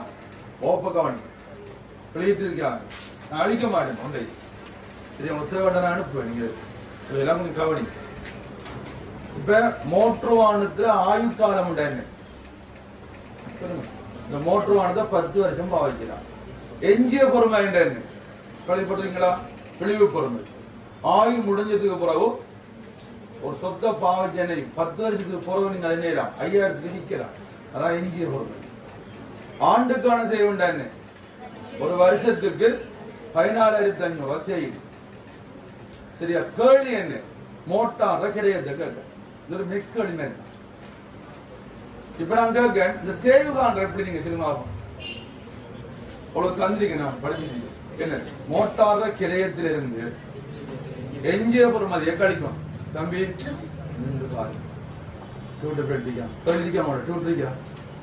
இந்த கேள்வியை மட்டும் 30 கேள்வி அப்படியே நாங்கள் கேள்வி படி பார்க்க முக்கியமான விஷயம் அதிகம். மோட்டார கிரயத்திலிருந்து என்ன மோட்டார எஞ்சிய பொறுமதியை கழிக்கும். கழிக்க வாரது சொல்ல தேவடையக்கூடிய தொகை. அது ஆயிரால பிரிக்க வாரான் தேய். என்ன மோட்டார கிரயத்திலிருந்து எஞ்சிய பொறுமை ஆயுள் முடிஞ்ச பொறுமை மிஞ்சி அதை கழிச்சு ஆயிலால பிரிக்க வாரதுதான் தேய்வு. தேய்வுக்கு என்ன சமன்பாடு? கிரயம் சொத்திர கிரயம் மைனஸ் எஞ்சிய பொறுமதியின் கீழ் ஆயுள் காலத்துல பிரிச்சிங்கன்னா உங்களுக்கு தேய்வு. இப்ப உங்களுக்கு என்ன சந்திக்கார்? யாரும் எழுத வேணாம், கவனமா கவனிக்க. மனத்தை வண்டாளி எடுங்க. கிடைக்கும் 31வது கேள்வி. தேய்வு 16,500 தந்திரிக்க சமன். மோட்டார கிரயம் தெரியா? மோட்டார கிரயம் தெரியா? தெரியான்னா நீங்க கிரயம் எடுக்கலாம். சரியா? மோட்டார கிரயம் தெரியா? கிரயத்திலிருந்து எஞ்சிய பொறுமதியை கழிச்சு ஆவிலால பிரிக்க வாரதுதான் இந்த திரிவு. சொல்லுங்க. மோட்டார கிரயம் தெரியுமா உங்களுக்கு? கிரயத்திலிருந்து என்ன வேணும்? எஞ்சிய பொறுமதியை கழிச்சு ஆயிலால பிரிக்க வாரான்னு பிணைவோம். கொடுக்கு பிறகு ஒரு மினட் பாருங்க. 14,500 எப்படி வந்திருக்கும்? கிரயத்திலிருந்து எஞ்சிய பொறுமதியை கழிச்சு 10ஆல பிரிக்க வாரா இந்த 14,500. இந்த 14,500 நாம் என்ன சொல்லணும்? 10ஆல சொல்லண்டா பெருக்கம். பெருக்கி இது 70 மாற்றம். இந்த 5,570 மாற்றம் செய்தா சக 5,000 சமன் கிரயம். சரியா?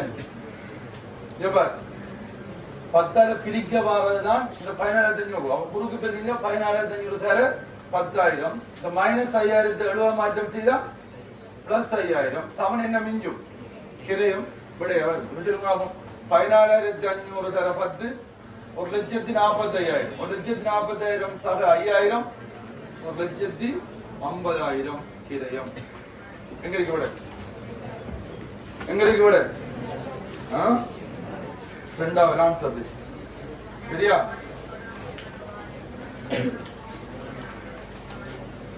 பாருங்க. மாத்தி யோசிப்போமா? எப்படி மாத்தி யோசிக்கிறேன்? மோட்டார கிரயம் எவ்வளவு? 1,50,000 எஞ்சிய பொறுமதி எவ்வளவு? 5,000 கழிச்சு 10ஆல பிரிச்ச பாருங்க. அதே தேதி வரும். 1,40,000 10ஆல பிரி என்ன வரும்? 14,500 வருது. என்னடா கிரயம் கண்டு தானே? கிரயத்திலிருந்து 1,50,000 எஞ்சிய பொறுமதியை கழிச்சா 1,40,000. 1,40,000 10ஆல பிரிச்சா இந்த மாதிரி. சரியா? இந்த கேள்வி வேற எப்படி வரலாம்? கிரயத்தை தந்து ஓட்டு கிரயத்தை தந்துட்டு தேவைக்கலாம் தானே? அப்படின்னு பார்த்தா அப்படிதான் வரும். பெரும்பாலும் இதுக்கு மாற்றமா போட்டுருங்க. அட்வான்டேஜா போட்டுருங்க. ரைட். 32 பாருங்க. 32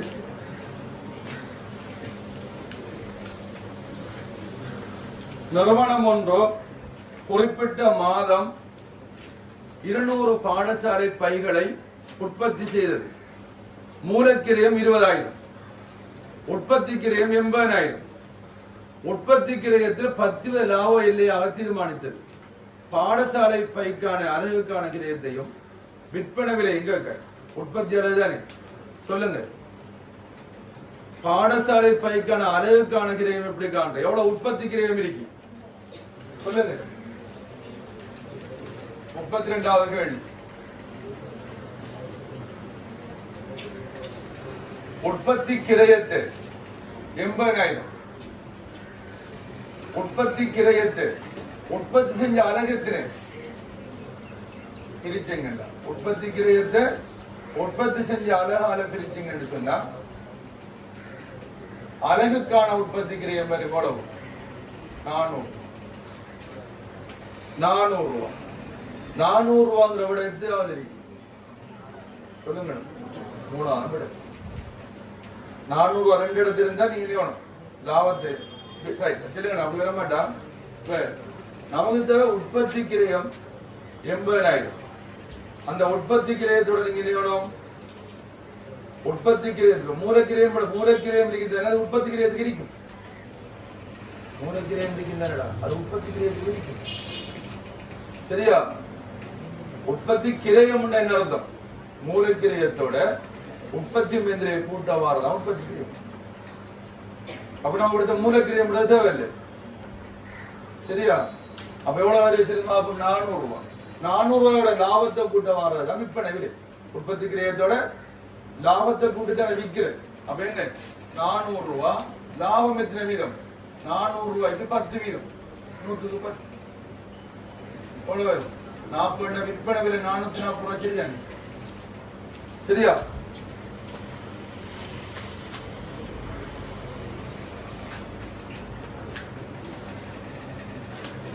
முப்பத்தி 3வது கேள்வி. கொடுத்த கழிவு 300 ரூபாய் பெற்ற கழிவு கணக்கில் பதிவு செய்யப்பட்டது. இவ்வழு திருத்தும் போது பொங்கல் கணக்கில் வரவழு செலவு மீது வைக்க வேண்டியது தொகையா? கவனி. வழு திருத்தம் 2022ஆம் ஆண்டு பேப்பர் தெரியும். ஃபுல் அவர்கள் ஒரு கேள்வி கூட படுத்திருத்த கேள்வி அவங்க பார்ட் 1லயும் ஒரு கேள்வியும் வரல, பார்ட் 2லயும் ஒரு கேள்வி வரல. வறுமை எல்லா வருஷமும் வர கேள்வி இந்த முறை போடாம விட்டாங்க. அது பெரிய சந்தோஷம். அந்த பிள்ளைகளுக்கு உங்களுக்கும் வராம விட்ட சந்தோஷம் நினைக்கிறேன். சரி, அது வளர்த்திருத்தம்னு ஒரு அலர்ஜி கொண்டு ஒரு ஆக இலவான ஒரு விடயம் கொண்டது. அதே கஷ்டம் கூட எனக்கு என்ன தெரியாது. சில நீங்க படிக்கிற மேற்குடையா உங்களுக்கு படிக்க தெரியாது, அது எனக்கு தெரியா. ரைட், நான் நோமலா சொல்றேன். வளர்த்திருத்தமாக லேசின விஷயம். சரியா? ரைட், கவனிங்க. நீங்க வழுக்களை திருத்தம் 2 வழி. ஒன்று என்ன? பரீட்சை மீதியை பாதிக்காத வழி. பரீட்சை மீதியை பாதிக்கும் வழி. பரீட்சை மீதியை பாதிக்காத வேண்டாம் என்ன? ஒரு வலுவால பரீட்சை மீது சமப்படும். வலுவால பரீட்சை மீது சமப்படும். ஆனால் என்ன வரைக்கும் தளபாடம் வரவு மீது கொள்வன பேஞ்ச என்ன? தளபாடமும் வரவு கொள்வனவும் வரவு. தளபாடத்துல வரவு வைக்க வேண்டியதை கொள்வன வரவு வச்ச என்னையும் பேலன்ஸ் ஆகும். ஆனா என்ன வரைக்கும் அது சொல்லுங்க? பரீட்சை மீதை சமப்பட்டும் ஒரு பிழை இருந்தா என்னது? பரீட்சை மீதியை பாதிக்காத வழி. ஒரு கொடுக்கல் வாங்குறது கடன் விற்பனைக்கு ஏடுகள்ல பதிவு. என்ன கடன் விற்பனைக்கு என்ன பதிவோ? கடம்பட்ட கணக்கு வரவு சொத்து, விற்பனை கணக்கு செலவு. கடம்பட்ட கணக்கு வரவுன்னு பதியல, விற்பனை கணக்கு செலவுன்னு பதியல. விடுபாட்டு வழி சொல்றேன். ரைட், இதெல்லாம் என்ன? ஒரு கணக்குல வரவு வைக்க வேண்டியது இன்னொரு கணக்குல வரவு வைக்கணும். ஒரு கணக்குல வரவு வைக்கணும், இன்னொரு கணக்குல வரவு வைக்கிறது. இது நார்மல் இருக்கும். இன்னொரு வழி இருக்கு. என்ன? பரீட்சை மீதியை பாதிக்கும் வழி. இரட்டை பதிவில் பூர்ணத்துவம் இன்மையால இரட்டை பதிவை நீங்க முறையாக பதியாம வர பொழுதுதான் என்ன? பரீட்சை மீதியை பாதிக்கும் வழி. பரீட்சை மீதியை பாதிக்கும் வழியப்பட்ட என்னையும் சொல்லுங்க. பரீட்சை மீதியை பாதிக்கும் வழியப்பட்ட என்னையும் பரீட்சை மீது சமப்படாது. பரீட்சை மீது சமப்படாது. பரீட்சை மீது சமப்படாட்டி என்னையும் பரீட்சை மீதியை சமப்படுத்துவதற்காக உருவாக்கப்படுற கணக்கு தான் தொங்கல் கணக்கு. என்ன கணக்குன்னு சொல்ற? தொங்கல் கணக்கு என்றால் என்ன? பரீட்சை மீதியை பாதிக்கக்கூடிய வழக்குகள் இடம்பெறுகின்ற பொழுது, அது பரீட்சை மீதி சமப்படாத பொழுது, பரீட்சை மீதியை தற்காலிகமாக சமப்படுத்துவதற்காக பரீட்சை மீதி குறைகின்ற பக்கத்தில் குறைகின்ற தொகையால் உருவாக்கப்படுகின்ற கணக்கு தான் தொங்கல் கணக்கு. தொங்கல் கணக்கு வரவுல குறைஞ்சா வரவு மீதியாக வரும். செலவுல குறைஞ்சா செலவு மீதியாக வரும். குறைகின்ற தொகைதான் தொங்கல் கணக்கு. குறைகின்ற பக்கம் உருவார என்ன தம்பி தரையை நிமிந்து பாருங்க பார்ப்போம். மேசையில படுத்தீங்க. பரீட்சை மீதி சமப்படாத போதும் பரீட்சை மீதியை சமப்படுத்துவதற்காக பரீட்சை மீதி குறைகின்ற பக்கத்தில் குறைகின்ற தொகையால் உருவாகின்ற கணக்கு தான் தொங்கல் கணக்கு. தொங்கல் கணக்கு எங்களை பக்கம் வேணும் கேட்டா குறைகிற பக்கம் வரும். என்ன மீது கேட்டா வரவுல குறைஞ்சா வரவு மீதி, செலவுல குறைஞ்சா செலவு மீதியாக வரும். தொங்கலை திருத்துற எப்பண்டா அந்த தொங்கல் கணக்கு ஏற்படுத்தக்கூடிய வலுவை திருத்தும் போது தொங்கல் கணக்கு அளிக்கப்படும். தொங்கல் எப்படி அளிக்கிற? தொங்கல் செலவுல உருவாயிருந்தா வரவு வச்சு அளிக்கணும், வரவுல உருவாயிருந்தா செலவு வச்சு அளிக்கணும். பரீட்சை மீதி சமப்பட மாட்டா எப்ப திட்டை பதிவு ஒழுங்கா செய்யாட்டி சமப்பட மாட்டேன். அந்த சமப்படாத நேரம் என்ன உருவாகும்? தொங்கல் உருவாகும். மேக்சிமம் உங்களுக்கு 4 பிழை 3 பிழை 2 பிழை வரும் அவ்வளவுதான். சரியா? 2 3 4க்கு மேல ஒரு 4 வராது. மேக்சிமம் 2 3 பிழை தான் உங்களுக்கு வரும் எக்ஸாம். இதை கவனிங்க, அது நல்ல கேள்வி. 33வது கேள்வி பாருங்க. தொங்கல் கணக்கு தொங்கல் கணக்கு மீறிய கேட்க கொடுத்த கழிவு பெற்ற கழிவு கணக்குல பதியப்பட்டு கவனமா கவனிக்கு. இப்படி 2 பிழையப்பட்டு கொண்டு என்ன பிழை? கொடுத்த கழிவு பெற்ற கழிவு கணக்குல பதியப்பட்டு. நீங்க சொல்லுங்க, கொடுத்த கழிவு என்ன மீதி? இதை நீங்க சரியா சொல்லாட்டி இதை நீங்க திருத்த மாட்டீங்க. இதை நீங்க சரியா சொல்லலண்டா இதுல உங்களுக்கு கிளியர் இல்லைண்டா பிரச்சனை 10ஆம் ஆண்டு 2 வளர்த்துருக்கு. சரியா? இது உங்களுக்கு பிரச்சனை 10ஆம் ஆண்டு பிரச்சனை. அப்ப கொடுத்த கழிவு என்ன மீதி சொல்லுங்க. வரவு மீதி சொன்ன அந்த பிள்ளை கொடுத்த கழிவு என்ன மீதி? வரவு. ஏன் மைனஸ் பண்றேன்? கொடுத்த கழிவை பெற்ற கழிவு கணக்கில் பயஞ்சிருக்க. கொடுத்த கழிவை பெற்ற கழிவு கணக்கில் பயஞ்சிருக்க. பெற்ற கழிவு என்ன மீறி? வருமானம். சொல்லுங்க. செலவு. கொடுத்த கழிவை பெற்ற கழிவு கணக்கில் பதிஞ்சா பெற்ற கழிவு கூடும். பெற்ற கழிவு என்ன மீறி? வருமானம் செலவு. கொடுத்த கழிவு என்ன மீறி? கொடுத்த கழிவு செலவு வரவு மீறி. என்ன நடக்குது? ஆபம் வரவிட குறையும் 300 ரூபாய். வரவிட தொங்கல் கணக்கு. சரியா? செலவுல கூடு. பெட்ரோலிய பஞ்சிதல செலவுல கூடு. செலவுல கூடின என்னையும் வரவிட குறையும். வரவிட தொங்கல். தொங்கல் எவ்வளவு வர வரும்? குறைய தொங்கல் வரும். வரவிட குறையுது 300, வரவிட தொங்கல். செலவிட கூடுது 300, வரவிட குறையும் தொங்கல். தொங்கல் எவ்வளவு வருது? சொல்லுங்க. 600. தொங்கல் எவ்வளவு வருது? 600 வருது. பொங்கல் வரவு 600 வருது. உடங்கிரி 3வது விட. சரியா? பொங்கல் எங்களை பக்கம் வந்திக்கலாம், வரவு வந்திக்கலாம். திருத்திர என்னையும் திருத்தி வரதுக்கு என்ன திருத்தம்? அது வடல். பொங்கல் எங்களை பக்கம் வரும். திருத்தம் என்ன? இந்த வடவு எப்படி திருத்துற? கொடுத்தொழிவு கணக்கு வரவு 300, பெற்ற கழிவு அளிக்கணும் வரவு 300, பொங்கல் கணக்கு வரவு ரூபாய்க்கு செலவு 600. கொடுத்தொழிவு கணக்கு பதிகணும் வரவு 300, பெற்ற கழிவு செலவுல பஞ்சப்பட பெற்ற கழிவு கணக்கு வரவு 300, தொங்கல் கணக்கு செலவு 600. தொங்கல் கணக்கு செலவு 600 பேர். அப்ப அந்த விட இன்னைக்கு பாருங்க. அது என்ன? இது என்ன? இது திருத்தினா செலவுல வரும். கேடி தொங்கல் கணக்கு மீது. சரியாங்க? அப்ப இதை விட அடி விடுவாங்க. தொங்கல் கணக்கு எங்களை உருவாகுது. வரவுல உருவான என்ன மீதி? வரவு மீதி. அதான் படம். சரியா? குழம்பிடாத சின்ன சின்ன விஷயம்.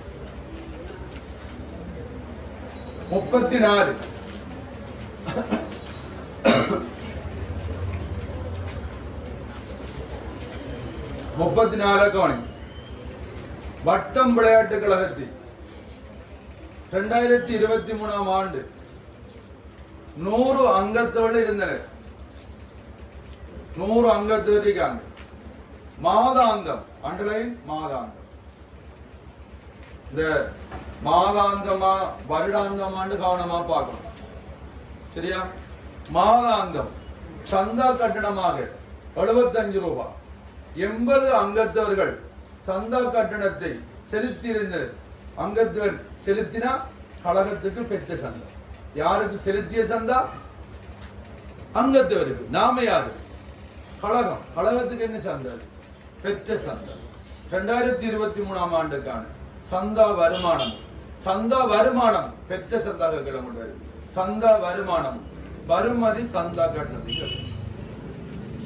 சந்தா வருமானம் என்றால் கொஞ்சம் கவனிக்கல. சந்தா வருமானம் என்றால் அங்கத்தவரின் எண்ணிக்கையினை ஆண்டு சந்தாவால் பெருக்க வருவதுதான் சந்தா வருமானம். சந்தா வருமானம் என்றால் என்ன? அங்கத்தவர்கள் எண்ணிக்கையை ஒரு அங்கத்தவருக்கான வருடாந்த சந்தாவால பெருக்கவார். இப்ப நீங்க சொல்லுங்க, அங்கத்தவர்கள் எண்ணிக்கை சொல்லுமா? பணங்களா அங்கத்தவர் எண்ணிக்கை 100. சந்தா செலுத்தினாங்க தான் 80. அங்கத்தவர் எண்ணிக்கை 100. வேற ஒரு மாதத்துக்கு எவ்வளவு சந்தா? 75. வேற 12 மாதத்துக்கு இருக்கும். 100 தர 75 12. ஏன் 75 என்ன? ஒரு மாதத்துக்கு 75 12. அப்ப 100 தர 75 என்ன வரும்? 7500. 7500 12 பிரிக்கிறோம். எவ்வளவு வரும்? 90000. 90000 விட எத்தனை எடுத்திருக்கு? 90000 முறை முதலாவது எத்தனை எடுத்திருக்கிறார்? 3000 கூட. 3000 விட சரியா? 2 வடை கேட்டு 1 வடை ஒரு இடத்தான் இருந்தா அதான் ஆன்சர். அடுத்த வடை காண தேவை. ஆனா 90000 2 இடத்துல இருந்தா அடுத்த வேலை என்ன? வறுமை சந்தை எப்படி காண்பு? 100 பேர்ல 80 பேர் சந்தா செலுத்திட்டாங்க. அப்ப எத்தனை பேர் சந்தா செலுத்தல? 20. அதான் பெற வேண்டிய சந்தா. 20 பேரு பெற வேண்டிய சந்தா. 20 தர 75 ரூபாய் மாதத்துக்கு 12 பிரிக்கணுமா? எவ்வளவு வரும்? 20 தர 75 1500. 1500 12 அப்படின்னா 18000. சரியா? நீங்க பிரிக்க பார்த்தா சரியா? ரைட். இந்த கேள்வி இன்னொரு முறை வரும். இந்த கேள்வி இதோ ஒரு முறை ஒரு 5 கேள்வி கிடக்கும். அது சூழல் மாறி மாறி தான் கேள்வி. கேழ்வரன் தவறை பயன்படுத்தி வினா இலக்கம் 35 40 வரையான வினாக்களோட இப்படி கேள்வி கேட்டா கொஞ்சம் கவனிங்க. நீங்க என்ன செய்யணும்டா, இந்த பரீட்சை விதிக்கு அவ்வளவு நோமலை லேர்ன் பண்ணி எடுக்கணும். இந்த பரீட்சை விதிக்கிறா அதுக்கு அவ்வளவு நீங்க என்னணும், ஒரு மைண்டுக்கு எடுக்கணும். எடுத்து கூட தான் கேட்டு போகணும். ஆரம்பிப்பு, விற்பனை, கொள்வனவு, உச்சுமை கூலி, ஏற்றும் கூலிண்ட அந்த வாகனத்துல உச்சுமை கூட டிரான்ஸ்போர்ட் போக்குவரத்து. ஏற்றும் கூலினா அந்த ஏற்று ரெண்டும் கொள்வட கூட்டணும். ரெண்டும் கொள்வனோட கூட்டப்படணும். ஏற்றி இறக்கல் கூலி வந்தாலும் கொள்வட கூட்டணும். மோட்டார், அது தேவை ஏற்பாடு, வங்கி கடன், கடன் பட்டம், கடன் கொடுக்கும், வங்கி மிளையக்கட்டு, சம்பளம், இறை 2 நில வரிகள், மின்சாரம், கொடுத்த அளவு பெற்ற அளவிற்கு, வங்கி கடன் பட்டிக்கு, காசிரிக்கு, மூலதனம் இருக்கு. மேலே பாருங்க 3 இருக்கு. ஒன்றோ மோட்டருக்கு தேவை 5 வீதம், தொழில் தந்திருக்கார், கடன் பட்டம் 2 வீதம் மறவிட முடியாத கடனா. கேள்வி 35 விற்பனைக்கிறேன். எல்லாரும் எமௌண்ட் 50 ரூபாயா விற்பனைக்கிறேன் நினைக்கிற பிடிச்சிருமா? மைண்ட்ல யோசிச்சு சொல்லுங்க. விற்பனை கிரையம் நினைக்கிற சமன்பாடு எழுதி விட்டுருவாங்க, நேரம் போயிடும். சொல்லுங்க. ஆரம்ப இருப்போட கொள்வனவை கூட்டி இருப்பை கழிச்சா விற்பனைக்கிறேன் தொடர் பாதையில விட வேணும். விற்பனைக்கிறேன் மொத்தலாவத கேட்பான். சும்மா விற்பனைக்கிறேன் போல சேர்ந்து மொத்தலாம் அப்படியோ போகும் கணக்கு சொல்லிய. சரியா? விற்பனைக்கிறேன் நினைக்கிற பிடிச்சிருங்க ஆகும். ஆரம்ப இருப்போட கொள்வனவை கூட்டி இருப்பை கழிச்சா விற்பனைக்கிறேன். நீங்க போய் சொல்லுங்க, பரிச்சயக்கு போய் ஆரம்ப இருப்போட 40,000 கொள்வனவு எவ்வளவு வரி? 1,60,000 மறந்துடப்படா. உச்சுமைக்குரிய கூட்டிடும், அதை மறந்துடாங்க. ஏற்றும் கூலி என்ன வேணும்? கூட்டம் கூட்டம் எவ்வளவு வரும்? 2,06,000 இருப்பு கழிப்பு எமௌண்ட் தானது. ஆரம்ப இருப்பு கொள்வனவு நடி விட்டுறாரு. இருப்பு விற்கப்படாது. சிறகு எவ்வளவு இருக்கு? ஒரு இருப்பு விற்கப்படாத சரக்குகள் இருக்கு. 14,000 கழிச்சீங்கன்னா 1,92,000 ரூபாய் விற்பனை கிரயம் எங்க இருக்கு விட 2வது ஆன்சர். சரியா?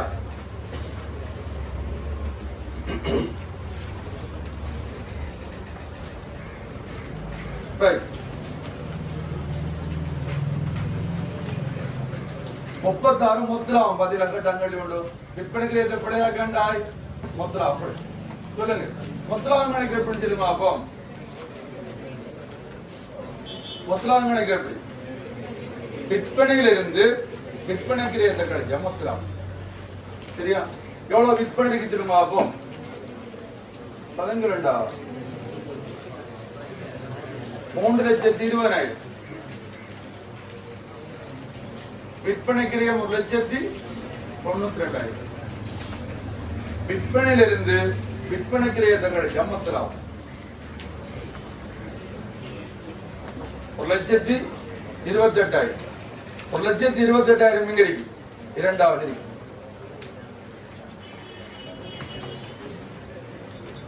$37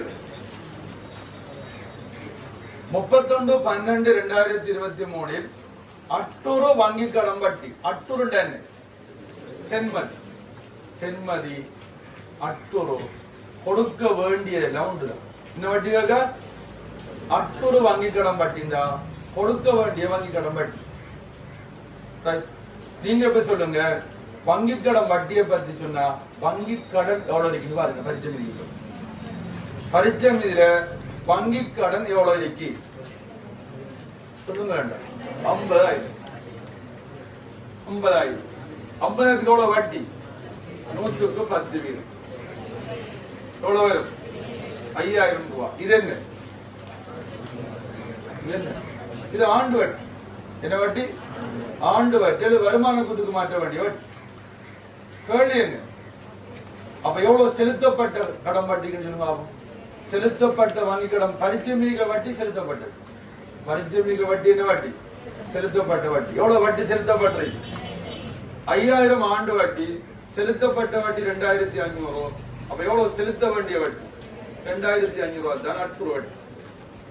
எங்க இருக்கு விட? எங்க இருக்கு விட? முதலாவது இப்படி கேட்டா ஆண்டு வட்டி கேட்ட எவ்வளவு விட? ஆண்டு வட்டி கேட்ட எவ்வளவு விட? 5,000. அந்த விட இருக்க மாடு 3வது. ஆண்டு வட்டி கேட்டது அந்த விட. சரியா? 38வது கேள்வி.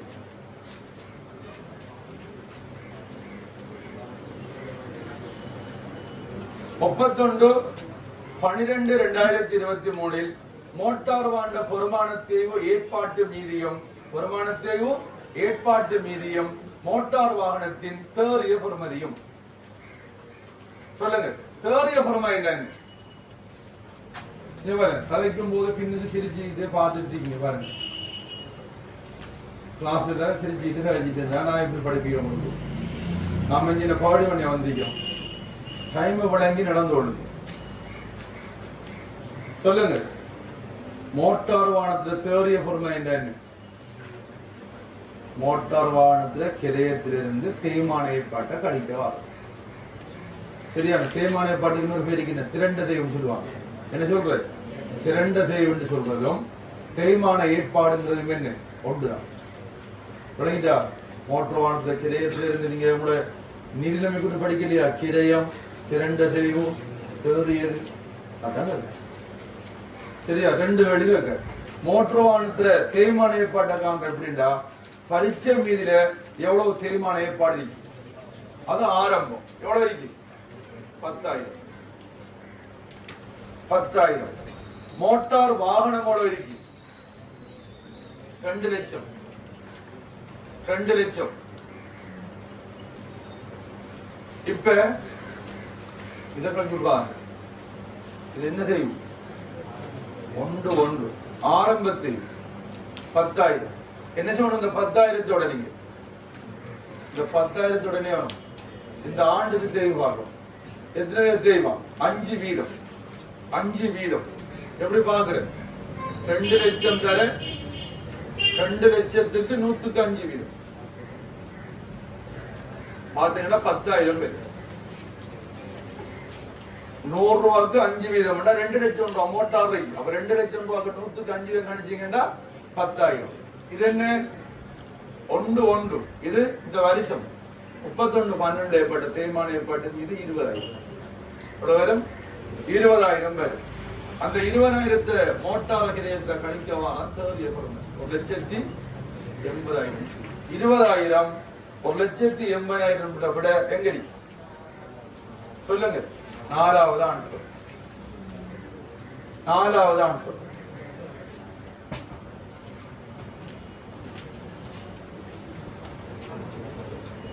ரைட். 39ஆம் கேள்வி. 39 பாருங்க. இங்க பாருங்க. தேவு பரிச்சமையில 10,000 அது 1 செஞ்சது. அது விட இல்ல 31/12 தேய்மான ஏற்பாட்டை கேட்டா 2023ஆம் ஆண்டு தேவை காணும். எப்படி காண்ற 2 லட்சம் ரூபாய்க்கு 100க்கு 5 வெந்தை. ஒரு 100க்கு 5 தர 2 லட்சம் ரூபாய்க்கு அப்ளை பண்ண எவ்வளவு செய்யும்? 10,000. அப்ப 23ஆம் ஆண்டு 1 செஞ்சிருக்கிறது 10. டிசம்பர் வரைக்கும் செஞ்சது 10. அப்ப 20,000. இப்படி கேட்டா 23ஆம் ஆண்டு தேய்வட்ட எவ்வளவு? தேய்மான ஏற்பாடு கேட்டா பரிச்சயம் தேவையோட நீங்க கணிக்கிற தேவை கூட்டவும். அப்ப 20,000. தேவிட்டு கேட்ட எவ்வளவு? தேவிட்டு கேட்ட விட 10,000. தேவையளவு 10,000. ஆனா சொத்துல கழிக்கிறதுக்கு தானடா அது மொத்தம் எவ்வளவு? 10 எவ்வளவு கழிக்கணும்? 20 தான் கழிக்கணும். 20 கழிச்சு எவ்வளவு? 150 தேவைய பொறுமை. 39 31/12/2023 மொத்த பொறுப்பு மொத்த சொத்து எங்க இருக்கு? மொத்த பொறுப்பும் மொத்த சொத்து. கொஞ்சம் 2 கேள்வியும் ஹெவியா. நீங்க 39ஆம் கேள்வி எப்படியா கண்டனா எப்படி என்ன சொத்துல இருந்து பொறுப்பை கழிக்க வர உரிமையானது என்ன? சொத்துல இருந்து பொறுப்பை கழிக்க வர உரிமையானது. உரிமையாண்மைக்கு என்ன வரைவிலக்கணம்? மொத்த பொறுப்புகள் இருந்து மொத்த சொத்துக்களை கழிக்க வரதான் உரிமையாண்மை. உரிமை படிப்பாங்க. உண்மையான பேரு உரிமையானதுதான். இப்ப நான் மொத்த சொத்தையும் மொத்த பொறுப்பையும் காணும். 39 சொத்து பொறுப்பு. சொத்தை நாங்க ஏன்னு சொல்லுவோம் அசெட்ஸ். பொறுப்பை இல்லைன்னு சொல்லுவோம். நீங்க சொல்லுங்க என்னென்ன சொத்து இருக்குன்னு பாருங்க. அவரு கூடப்படா விட தாரேன் அடிக்க மாட்டேன். நம்பர் போட்டு மொழி வச்சிருக்கேன். அவதிப்படாம கவனிக்க. சரியா? இந்த கேர்ள்ஸுக்கு ஒரு பேப்பர், பாய்ஸுக்கு ஒரு பேப்பர். உங்களோட பேரையும் உங்களோட வாட்ஸ்அப் நம்பரையும் அனுப்பு. சரியா? ஒரு நோட்ஸ் நாங்கள் அனுப்பிவிடுவோம்.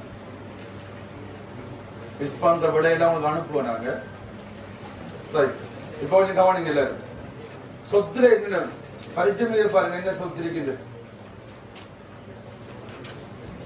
சொல்லுங்க. ஆரம்ப இருப்பு என்ன? அது விற்பனைக்கு என்ன? விற்பனை அது வருமானம். கொள்முதல் முடிஞ்சு உச்சமைக்கு. மோட்டார் என்ன? சொத்து. ஆனா மோட்டர் 2 லட்சம் இருக்கு. எவ்வளவு வரும் சொத்துல பாப்போம். தேவைய பொறுமதி எவ்வளவு? 180,000 தான் சொத்துல வரும். தேவை கழிச்சு போட்டு வரான்னு சொத்து 180,000 தான் வரும். 2 லட்சம் ரூபாய்க்கு அதுல 10,000 பரிச்சமையில செஞ்சிருக்கு. இந்த வருஷம் செஞ்சு 20 இருக்கு. மொத்தம் 20,000 சொத்து. அடுத்தது வங்கி கடன் வரும் பொறுப்பு. வங்கி கடன் பொறுப்புல வரும் 50,000. கடம்பட்டோர் சொத்து. கடம்பட்டோர் சொத்து. ஆனா கடம்பட்டம் 30,000. கடம்பட்டம் 30,000. அறவிட முடிய கடன் 2 வீதம். அப்ப அறவிட முடிய கடனை கழிச்சு போட்டு வரதான் கடம்பட்டம். பாருங்க எவ்வளவு கடம்பட்டம் இருக்கு? 30,000. அறவிட முடியாத கடன் 100க்கு 2 வீதம் பாருங்க. 30,000க்கு 100க்கு 2 வீதம் பார்த்தீங்கன்னு சொன்னா 600. 30,000த்துல 600 கழிச்சீங்கன்னா 29,400 தான் கடம்பட்டம் சொத்து. சரியா? கடம்பட்டம் 30,000. செம்மையாக்கல பாருங்க. அறவிட முடியாத கடன் 2 வீதம். அப்ப 30,000 ரூபாய்க்கு 100க்கு 2 வீதம் பார்த்தோம்னு சொன்னா 600 ரூபாய். அதை கழிச்சோம்னா எவ்வளவு? 29,400 கடம்பட்டம் சொத்து. கடன் கொடுத்தோர் பொறுப்புல வரும் 10,000 பொறுப்பு. வங்கி மேலையை பற்றி பொறுப்பு. சம்பளம் செலவு, இறை மின்சாரம் செலவு, கொடுத்தாளி பெற்றாளி வேண்டேன் அது வருமானம் செலவு. வங்கிக்கடன் வட்டி, வங்கிக்கடன் வட்டியில 2500 ரூபாய் பொறுப்புல வருமே. எந்த வங்கிக்கடன் வட்டி? அற்று வட்டி. அற்று வட்டி என்ன பொறுப்பு தானே, வர ஒன்ற மரத்திനും கூட உடை. அடுத்தது காசல் சொத்து, காசு சொத்து 10,000. மூலதனம் அது உரிமையானது, அது ஆரம்ப உரிமையானது. சரியா? கவனம், மோட்டார் சொத்து. ஆனா திரண்டது தேய்மானப்பட கழிச்சு போட்டு வரான் சொத்து. கடன்பட்டோம்ல அறவிட முடியாத கழிச்சு போட்டு வரான் சொத்து. மற்ற காசு சொத்து. இது வங்கி கடன் பொறுப்பு, வங்கி மேலே பெற்று பொறுப்பு, அடுத்த கடன் கொடுத்த பொறுப்பு, அடுத்தது அற்று வட்டி பொறுப்பு. வேற என்ன சொத்து இருக்கு? ஒரு இருப்பு சொத்து பரிச்சமைக்குள்ள ஒரு இருப்பு இருக்கு. 31/12 இருப்பு 14 ரூபாய் சொத்தா இல்லையா? ஒன்றோட சொத்து ஒரு இருப்பு நடைமுறை சொத்தான. சரியா? கேள்வி என்ன? கேள்வி என்ன? மொத்த சொத்து மொத்த பொறுப்பு. சொத்த கூட்டம்டா 004 13 2,33,400. 2,33,400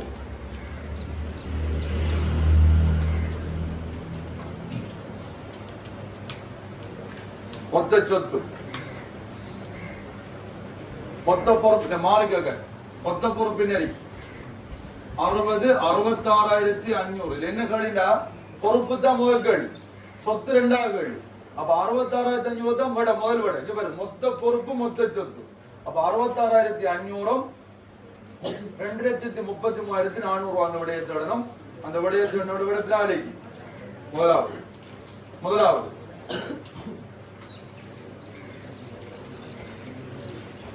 40ஆம் கேள்வி என்ன கேட்க? சொல்லுங்க சொல்லுங்க. உரிமையாண்மை எப்படி கணிக்கிற? உரிமையாண்மை எப்படி கணிக்கிற? மொத்த சொத்துல இருந்து மொத்த பொறுப்பை கழிச்சோம்னா உரிமையாண்மை வரும். என்ன கணக்கிட்டு ஜோம்பாடு?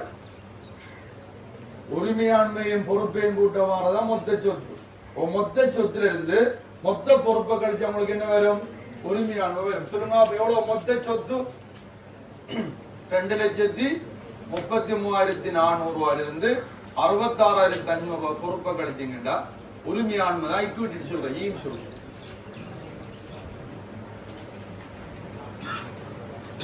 $166,900 எங்கிரிக்கோட 1,66,900 உரிமையாண்மை எடுத்தோட 2,000.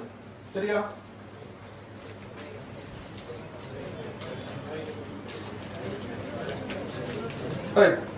எத்தனை கேள்வி வந்து அக்கௌண்ட்ல? 24 கேள்வி வரும்.